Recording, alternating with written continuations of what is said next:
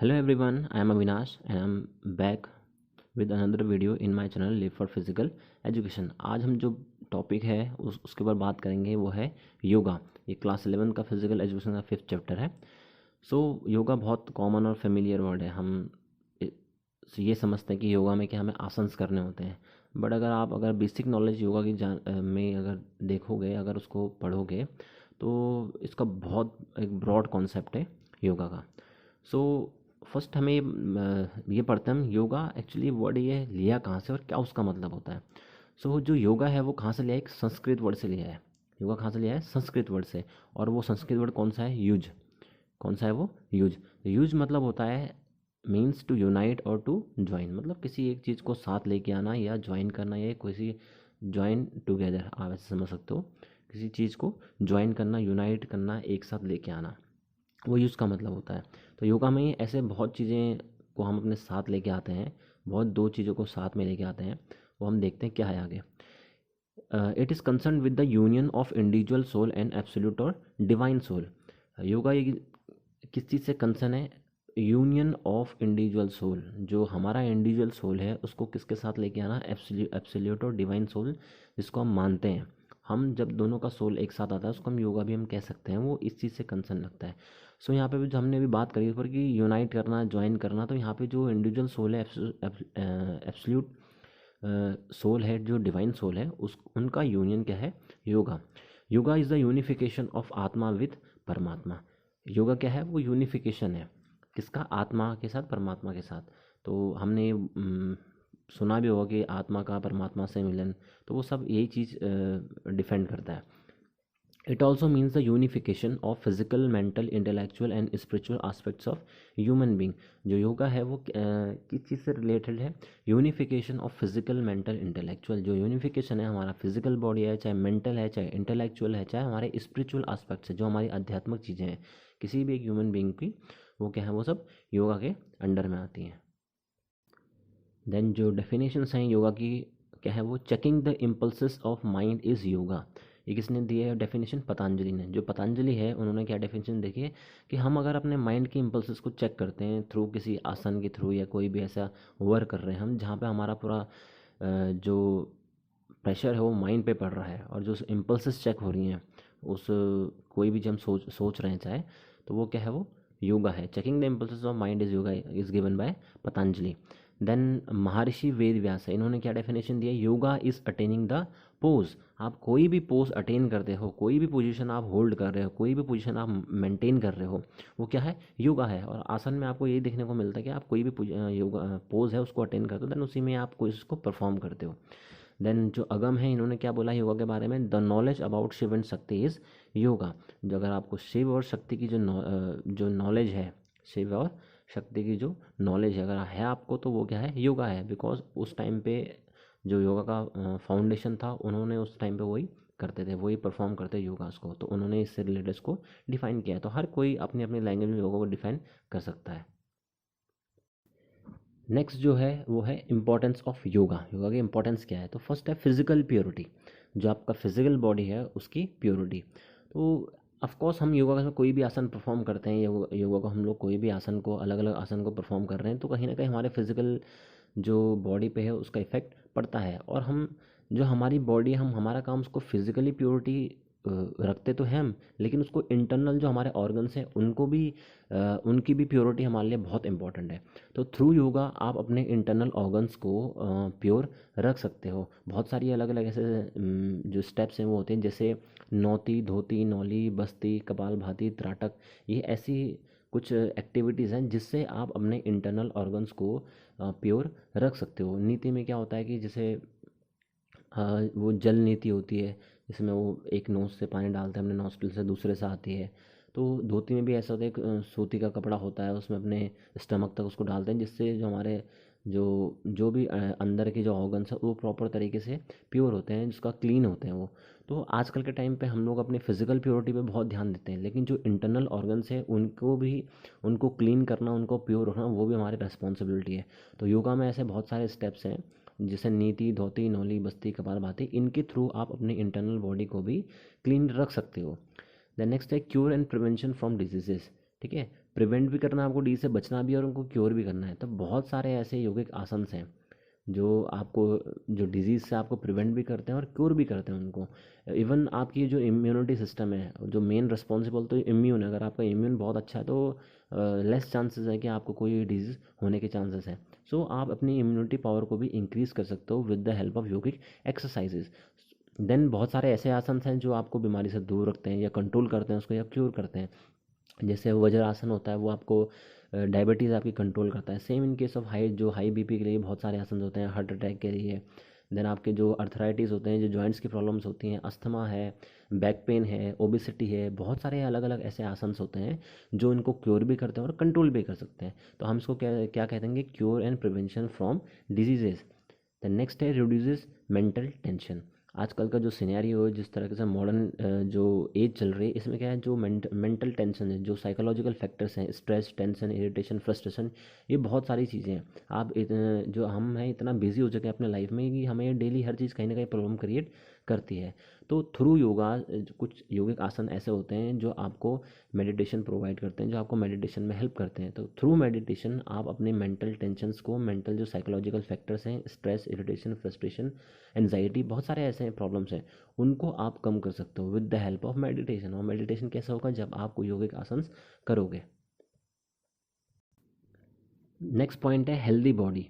With the help of yoga आप अपनी body को बहुत हेल्दी रख सकते हो। जब आप कोई हेल्थ प्रॉब्लम नहीं है, आप फिट हो, तो आप आपकी आपकी बॉडी क्या रहती है, हेल्दी रहती है। इवन जो आपकी बॉडी री एनर्जाइज होती है, आपकी फ्लेक्सिबिलिटी इंक्रीज होती है थ्रू योगिक आसन्स। देन नेक्स्ट है प्रोवाइड रिलैक्सेशन। आप आजकल के जो हमारा लाइफस्टाइल है वो बहुत हैटिक है, बहुत शेड्यूल है, वो बहुत बिजी है, तो उसमें हम लोग को रिलैक्स नहीं होते हैं। हमको जो रिलैक्स है, हम जो फिजिकली या मेंटल वर्क इतना लोड होता है, इतना टायर हो जाता है, हम अपनी बॉडी को रिलैक्सेशन नहीं दे पाते हैं। तो बहुत सारे ऐसी योगिक एक्सरसाइज है जिससे आपको रिलैक्सेशन मिलता है, जैसे शवासन हो गया, मकरासन हो गया, पद्मासन हो गया।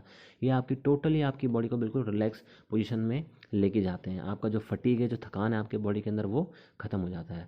द नेक्स्ट पॉइंट है importance of yoga is helps maintain the correct posture of body. जो योगा है वो आपके बॉडी पोस्चर को भी मेंटेन करके रखता है, बॉडी पोस्चर को भी करेक्ट रखता है। कैसे, बहुत सारे ऐसे आसन हैं जहाँ आपको पोस्चरल जो डिफॉर्मिटीज़ हैं उनको भी ठीक करते हैं, और आपकी जो बॉडी है उनको भी एक पोस्चर उसको प्रॉपर मेंटेन करते हैं। जैसे वज्रासन हो गया, सर्वांगासन, मयूरासन, चक्रासन, भुजंगासन, धनुरासन। ये सब ऐसे आसन हैं जो आपकी बॉडी को, उनका पोस्चर को प्रॉपर अच्छे से रखते हैं। मतलब जो आपका बॉडी का एक करेक्ट पोस्चर होना चाहिए उसको ये रखते हैं। तो बहुत सारे ऐसे आसन हैं, आप उसको परफॉर्म करिए और आपका बॉडी का जो पोस्चर प्रॉपर प्रॉपर रहेगा, कहीं भी आपको कोई डिफॉर्मिटीज़ नहीं होंगी। Yoga can be performed easily. आजकल के टाइम पे क्या है, शॉर्टेज ऑफ टाइम है, हमारे पास किसी के पास इतना टाइम नहीं है कि वो कोई भी चीज़ के लिए कोई एक प्रॉपर टाइम दे सकता है। बट आप योगा की बात करते हो, योगा में क्या है, टाइम बहुत कम लगता है, इवन मनी भी ज़्यादा इन्वॉल्व नहीं है, और जो एक्सरसाइजेज हैं वो इजीली परफॉर्म हो जाती हैं, और कोई भी एज के इसको परफॉर्म कर सकते हैं। जैसे कोई भी एक्सरसाइज हो गया, रनिंग हो गई, इसको सीनियर सिटीजन्स नहीं कर सकते हैं, बट योगा है वो सीनियर सिटीजन्स भी इसको कर सकते हैं। तो योगा क्या है, इजीली परफॉर्म हो जाता है, इसमें आपको ड्यूरेशन भी ज़्यादा नहीं है, नहीं ये कॉस्ट, इसकी कॉस्ट ज़्यादा एक्सपेंसिव भी नहीं है, और ये इसमें स्पेस भी नहीं चाहिए आपको। इवन आपके यहाँ रूफ़ है, आप रूफ़ पे भी उसको कर सकते हो। आपको नहीं कि आपको ग्राउंड, बहुत बड़ा ग्राउंड चाहिए इसके लिए, ऐसा भी नहीं है। आपका अगर स्पेस भी कम है तो ईजिली ये मैनेज हो जाता है। देन नेक्स्ट पॉइंट है इंक्रीज फ्लेक्सिबिलिटी। थ्रू योगा आप अपनी फ्लेक्सिबिलिटी को इंक्रीज़ कर सकते हो। फ्लेक्सिबिलिटी आपके बॉडी में बहुत ज़रूरी है। आपको डे टू डे एक्टिविटीज़ करनी है, उसके लिए फ्लेक्सिबिलिटी की नीड है। अगर आप स्पोर्ट्स पर्सन हो, इस इंजरी से बचने के लिए आपको फ्लेक्सिबिलिटी की नीड है। आपके जो जॉइंट्स का जो रेंज है वो अच्छा होना चाहिए, उसको हम फ्लेक्सिबिलिटी बोलते हैं। तो वो कैसे इंक्रीज़ हो सकता है, योगा से इंक्रीज़ होता है। कुछ ऐसे आसन हैं जिससे आप अपनी फ्लेक्सिबिलिटी को इंक्रीज़ कर सकते हो। चक्र आसन जिसको हम बोलते हैं, जो व्हील पोज होता है, धनुरासन जिसको बो पोज बोलते हैं, हलासन होता है, एक भुजंग आसन होता है, शलभ आसन होता है। इनके थ्रू आप अपनी बॉडी में फ्लेक्सिबिलिटी उनको इंक्रीज़ कर सकते हो, जिससे आपकी मसल्स भी फ्लेक्सिबल हो जाती हैं और आप इन आसन को ईजिली परफॉर्म कर सकते हो, अपने डे टू डे एक्टिविटीज़ को भी ईजिली कर सकते हो। द नेक्स्ट है reduce obesity. Of course with the help of yoga we can reduce our obesity. जो आपका मोटापा है उसको आप कम कर सकते हो। और सबको पता ही होगा कि मोटापा अगर है तो वो एक इन्विटेशन है बहुत सारे डिजीज़ के लिए। सो जो योगिक एक्सरसाइजेज हैं वो ओबेसिटी को कम करती हैं। बहुत सारी एक्सरसाइज हैं जिससे आप अपने मोटापे को कम कर सकते हो। आप प्राणायाम से भी इस चीज़ को, या मेडिटेटिव आसन है कुछ, उससे भी आप इस चीज़ को रिड्यूस कर सकते हो। अगर आपका ओबेसिटी ज़्यादा हो जाता है तो आपको मेंटल जो टेंशन है, स्ट्रेस है, उसके भी बढ़ने के चांसेस बहुत ज़्यादा हो जाते हैं। तो आप इन सब को भी अपने योगा से कम कर सकते हो। देन नेक्स्ट है इम्प्रूव हेल्थ। योगा क्या करता है, हमारे जो हेल्थ को मेंटेन करता है, इवन इम्प्रूव भी करता है। आप रेगुलर इन्वॉल्व हो गए योगिक एक्सरसाइजेज में तो आप इवन आपकी हेल्थ इंप्रूव भी होगी और मेंटेन भी रहेगी। जो आपकी मसल्स हैं वो स्ट्रॉन्ग रहेगी, जो आपके सिस्टम्स है, सर्कुलेटरी सिस्टम, रेस्पिरेटरी सिस्टम और भी सिस्टम्स है, वो प्रॉपर रेगुलेट करते रहते हैं, प्रॉपर तरीके से चलते रहते हैं। जो आपका एक्सक्रीटरी सिस्टम है, नर्वस सिस्टम है, जो ग्लैंडुलर सिस्टम्स हैं, ये सारे सिस्टम्स क्या हैं, आपका प्रॉपर वर्क करते रहते हैं। इससे क्या था, आपकी हेल्थ मेंटेन रहती है और जो हमारे सिस्टम्स की जो एफिशिएंसी है, जो कैपेसिटी है, जो कैपेबिलिटीज़ है, वो भी इंक्रीज़ होती है। हमारे हार्ट की एफिशिएंसी, हमारी लंग्स की एफिशिएंसी, ये प्रॉपर तरीके से और अच्छे से योगिक एक्सरसाइज है अच्छी चलती रहती है, जिससे हमारी हेल्थ भी अच्छे से बनी रहती है। नेक्स्ट हम बात करते हैं एलिमेंट्स ऑफ योगा। इसको हम अष्टांग योग भी बोलते हैं, इनको हम योग सूत्रास भी बोलते हैं। ये आप इनको 8 फोल्ड पाथ्स और 8 step through the ultimate goal of yoga can be achieved. आप अपने गोल को इन 8 स्टेप से अचीव कर सकते हो। सो एलिमेंट्स ऑफ योगा, अष्टांग योग या योग सूत्रास। सो ये इनका एक प्रोसीजर है, इसका आप सीरियल ऑर्डर चेंज नहीं कर सकते हो। जैसे फर्स्ट है यम, नियम, आसन, प्राणायाम, प्रत्याहार, धारण, ध्यान, समाधि। तो ये 8 स्टेप है जिससे आप अपने जो गोल है उसको अचीव कर सकते हो। जो यूनियन है आपका अपना इंडिविजुअल सोल का, सुप्रीम सोल के साथ या डिवाइन सोल का, उसको आप अचीव कर सकते हो। तो यम, नियम, आसन, प्राणायाम, प्रत्याहार, धारण, ध्यान, समाधि। तो इसको हम एक एक करके भी पढ़ेंगे, इनके अंदर क्या होता है, क्या है इनका मतलब होता है। सो फर्स्ट जो एलिमेंट है योगा वो है यम।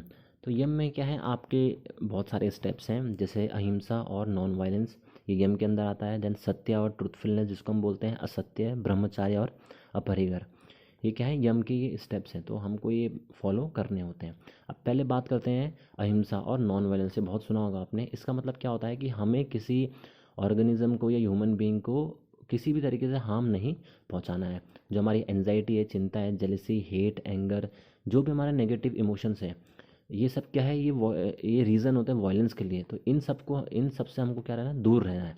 इन सब से हमें इन इमोशन से हम लोग को दूर रहना है, और जितना आप इनसे दूर रहोगे उतना जो वायलेंस है उससे भी दूर रहोगे। हमें किसी को इंजरी नहीं पहुंचानी है, किसी भी ह्यूमन बीइंग को या और क्रिएचर्स को, जो नेचुरल क्रिएचर्स हैं उनको भी इंजरी नहीं पहुंचानी है। हमें जो भी हम बोलते हैं उसका हमेशा सही बोलना है, किसी पे नेगेटिव इंप्रेशन नहीं जाना चाहिए, ना ही हमें नेगेटिव इमोशन शो करना है। जैसे अभी हमने बात करें एंजाइटी, जेलसी, एंगर की। हमेशा दूसरों के लिए अफेक्शन रखो, रिगार्ड्स रखो, उनके लिए लव रखो, चाहे वो ह्यूमन बींग्स है, दूसरे नेचुरल क्रिएचर हैं, मतलब तो वॉयलेंस में बिलीव नहीं रखना है। नेक्स्ट है हमारा सत्य और ट्रूथफुलनेस। जो भी सत्य मीन्स जो ट्रूथफुलनेस, जो सच है हमें वही बोलना है। तो इसमें क्या है, जो आपके थॉट्स हैं, जो आपके वर्ड हैं, जो आप कर रहे हो, उसमें हमेशा आपको ट्रूथफुल रहना है। आपको कभी किसी के लिए गलत नहीं बोलना है, आपको कभी किसी के लिए गलत नहीं करना है। जितना आप गलत करोगे, गलत बोलोगे, वो उल्टा आपको ही कहीं ना कहीं इफ़ेक्ट करेगा। सो हमेशा जो है ट्रूथ लॉयल रहना है, हमेशा ट्रूथ रहना है। नेक्स्ट है असत्य। असत्य means non stealing. Propensity to use other object, money और thoughts for own benefits is stealing. अगर आप किसी के ऑब्जेक्ट को, किसी की चीज़ के पैसों को, उसकी थॉट को अपने बेनिफिट के लिए आप यूज़ कर रहे हो, तो वो भी स्टीलिंग में आती है। तो आपको इन सब चीज़ों से दूर रहना है। आपको कभी भी स्टीलिंग के बारे में, चोरी के बारे में, कभी इन चीज़ों के बारे में सोचना नहीं है। अगर आप किसी के थॉट को भी अगर आप स्टील कर लो तो वो भी स्टीलिंग में आता है। ना ही आपको किसी को मोटिवेट करना है इन चीज़ों को उल्टे काम करने के लिए, स्टीलिंग करने के लिए, चोरी करने के लिए। जितना हमें मिला है, जितना हमें हमारे पास है, आपको उसमें सेटिस्फाई रहना पड़ेगा। तो नेक्स्ट है ब्रह्मचार्य। नेक्स्ट है ब्रह्मचार्य। ब्रह्मचार्य मतलब जो हमारे जो सन्यासी होते हैं, जो बिल्कुल मोह त्याग देते हैं दुनिया से, अपने किसी भी जो उनके रिलेटिव है, किसी से भी। तो आपको टोटल जो सन्यासी हैं वो बिल्कुल ऐसे ही मिलेंगे। तो ब्रह्मचार्य में क्या है, कोई ऐसा, not to take a diet that stimulate sexual desire, not to read pornography literature. आपको कोई ऐसी जो लिटरेचर है, ना ही कोई ऐसी पढ़नी है जो आपको प्रोवोक कर रहे हैं, ना ही ऐसी कोई जो पोर्नोग्राफिक जो होते हैं, जो वीडियोज़ वगैरह, ऐसी आपको कोई नहीं देखनी है। क्योंकि ब्रह्मचार्य का मतलब होता है पूरी दुनिया से बिल्कुल नाता तोड़ देना। वो बिल्कुल सन्यासी के उसमें चले जाते हैं। तो आपको ये चीज़ें भी माइंड ध्यान देनी पड़ेगी। द नेक्स्ट है अपरिग्रह। अपरिग्रह means it means to lead a life with minimum requirement. आपका जितना रिक्वायरमेंट है आप उसके साथ अपनी लाइफ को जी रहे हो, और ऑफ कोर्स ऐसा ही होना चाहिए। आप जितना आपको दिया है गॉड ने, जितने जो भी आपको दे रहा आपको उसमें सेटिस्फाई होना चाहिए। कोई भी आपने ऐसी चीज़ कलेक्ट नहीं करनी है जिसमें आपका किसी और चीज़ के लिए इंटरेस्ट हो। आपको मिनिमम रिक्वायरमेंट के साथ अपनी लाइफ को अगर आप जियोगे तो वो बहुत हैप्पी लाइफ होगी। आपको किसी चीज़ की डिमांड नहीं करनी है, किसी और प्लेजर की आपको डिमांड नहीं करनी है। सो इसका मतलब अपरिगर मतलब कहता है मिनिमम रिक्वायरमेंट के साथ अपनी लाइफ को आप लोग लीड कर रहे हो, अपनी लाइफ को जी रहे हो। जो सेकंड एलिमेंट्स अष्टांग योग का सेकंड पार्ट है वो है नियम। इसके भी अपने स्टेप्स हैं, स्वच्छ, संतोष, तपा, स्वाध्याय, ईश्वर, परिनिधना। तो पहला क्या है, स्वच्छ। स्वच्छ मीन्स जो प्योरिटी है।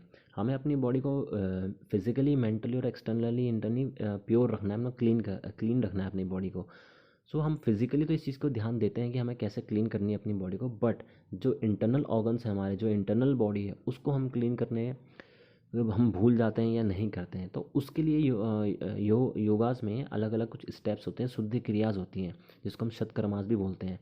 जैसे नीति क्रिया, कपालभाति क्रिया, धोती क्रिया, जैसे मैंने भी पहले बताया था कि जिसमें जल नीति होती है, एक नोस्ट्रिल से पानी डालते हैं दूसरे से आता है तो वो नोज़ को क्लीन रखती है। ऐसे एक सूती का कपड़ा होता है वो अपने स्टमक में डालते हैं जिसको सिस्टम हमारा प्रॉपर तरीके से वर्क करता है, क्लीन होता है। तो बहुत सारी ऐसे स्टेप्स हैं जिससे आप अपनी बॉडी को इंटरनली भी क्लीन रख सकते हो, और नियमा का यही पहला रूल है कि आपको अपनी बॉडी को क्लीन रखना है। देन नेक्स्ट है संतोष।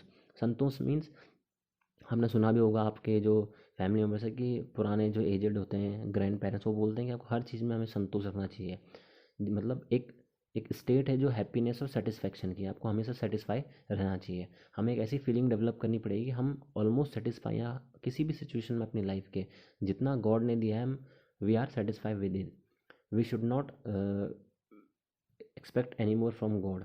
अगर आप जितना आपके पास है उतना ही में आपको सेटिस्फाई रहना पड़ेगा। देन नेक्स्ट है तपा। तपा मीन्स जो भी डिफ़िकल्टी, ऑब्स्टेकल्स या सिचुएशंस आ रही हैं, जो ऑड सिचुएशंस हैं, आप इजीली उनको फेस करो। उनको क्या करो, इजीली फेस करो। जब आप उनको इजीली कंटिन्यूसली फेस करोगे तो आप एक लेवल तक उसको सॉल्व करना लग जाओगे। हमें कभी ये नहीं सोचना है कि हमेशा हमारे लिए हैप्पीनेस है तो हमेशा यही रहेगी। ऑफ कोर्स आज हैप्पीनेस है तो कल जो सॉरो है, जो दुख है वो भी आएगा। कल आज लॉस है तो कल गेन भी होगा। तो ये सब एक साइकिल है, तो आपको हमेशा पॉजिटिव वे में इसको लीड करना है, फेस करना है, इसको आगे आगे बढ़ते जाना है। नेक्स्ट है स्वाध्याय। स्वाध्याय मीन्स क्या होता है, जो हमारे जो भी ग्रेट जैसे वेदास हैं, ग्रंथ हैं, उपनिषद हैं, योग दर्शन है, गीता है, तो ये देखो हमारे जो सीनियर सिटीज़न है बहुत पढ़ते हैं, ग्रैंड फैन इनको पढ़ते हैं, जो हमारी होली बुक्स हैं। तो अगर इनके लिए डिवोशन है, ये पढ़ते हैं, उसको हम क्या बोलते हैं, स्वाध्याय।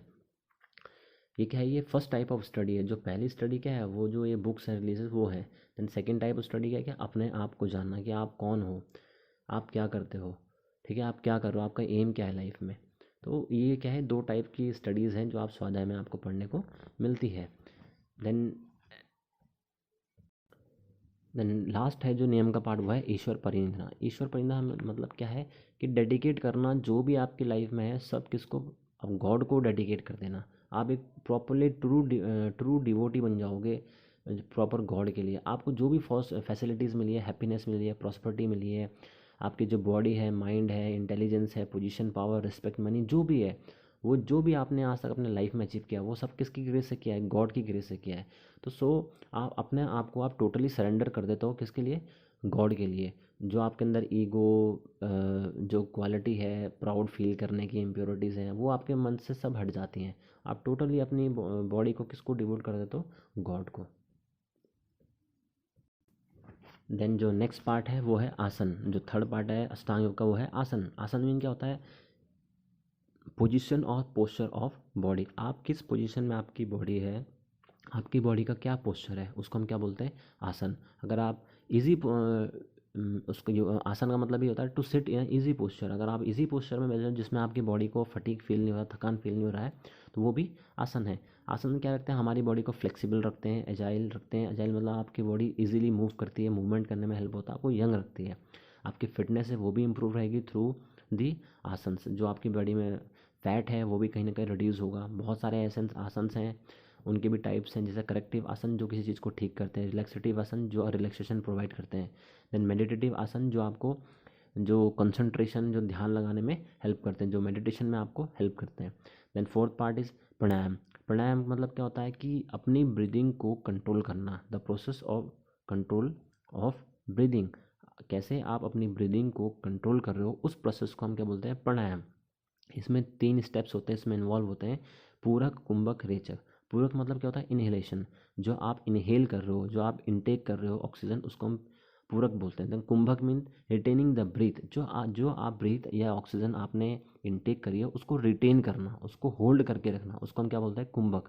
देन रेचक मीन्स एक्सहेलेशन, जो आप एक्सहेल करते हो, जो आप रिलीज करते हो ऑक्सीजन, उसको हम क्या बोलते हैं, रेचक। सो प्राणायाम के 3 प्रोसेस हैं, पूरक जो इनहेल करना, कुंभक रिटेन करके रखना उस ब्रीथ को, देन रेचक एक्सहेल करना। देन नेक्स्ट जो स्टेप है वो है अष्टांग योग, वो क्या है, प्रत्याहार। प्रत्याहार का मतलब क्या होता है, to control the mind and senses is called pratyahara. जब आपके अपने ऊपर सेल्फ कंट्रोल हो जाए, जब आप कंट्रोल करने लग जाओ अपने माइंड को, अपने सेंसेस को अगर आप कंट्रोल करने लग जाते हो, तो उसको हम क्या बोलते हैं, प्रत्याहार। The senses no longer response to external object that disturbs mental concentration.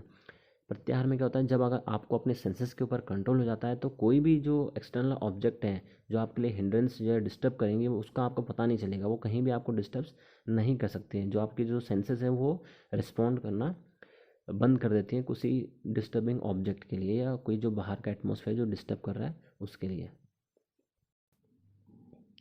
जो सेंसेस हैं आपके, जैसे words, beauty, touch, taste, smell etcetera, जो आपको डाइवर्ट करते हैं किसी इंडिविजुअल के लिए, इंडिविजुअल को दूसरी चीज़ों से, तो वो सब इस टाइम पे क्या होता है कि वो आप रिस्पॉन्ड करना बंद कर देते हो इन चीज़ों को।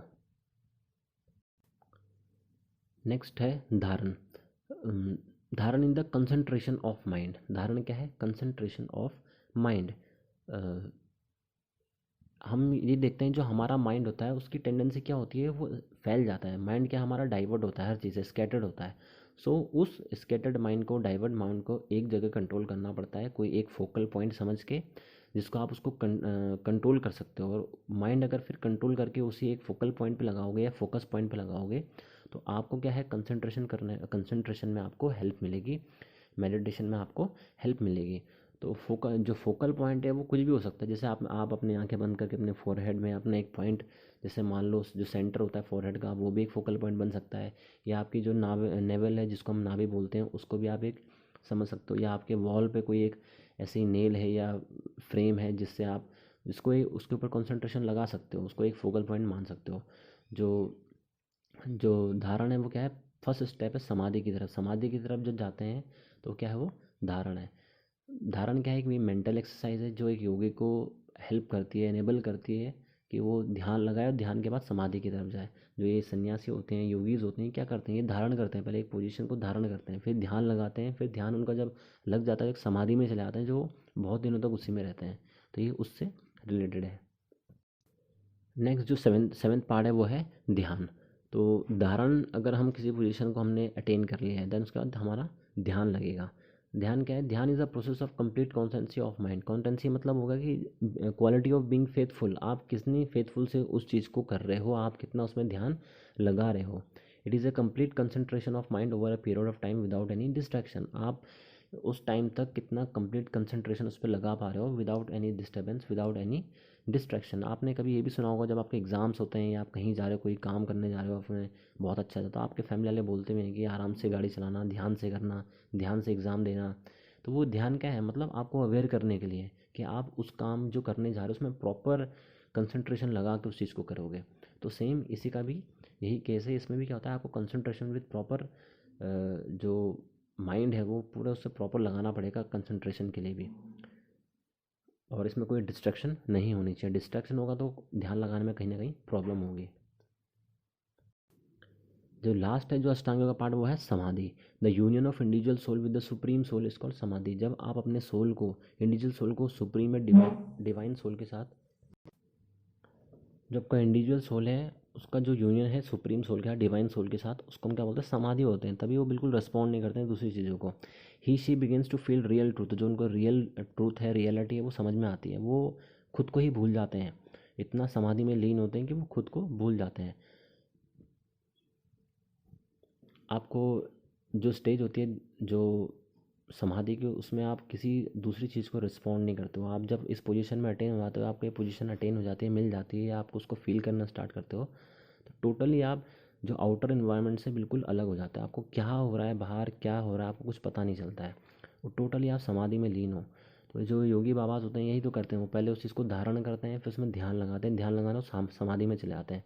समाधि में जाने का मतलब क्या है कि वो टोटली आउट हो जाते हैं वहाँ से। उनको ना बाहर का मतलब होता है ना कुछ, वो टोटली अपने जो सोल को बिल्कुल कनेक्ट करते हैं, जो सुप्रीम सोल है, डिवाइन सोल है, उसके साथ। तो ये था योगा।